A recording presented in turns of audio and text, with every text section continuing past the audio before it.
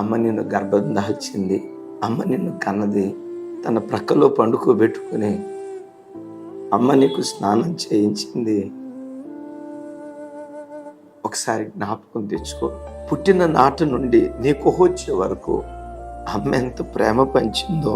ఎంత అన్నం ఉంటే నీ కడుపు నిండా పెట్టి అమ్మ మంచినీళ్ళు తాగి పండుకొని నీకు నాకు అమ్మ పంచిన ప్రేమ ఒకసారి జ్ఞాపకం తెచ్చుకో.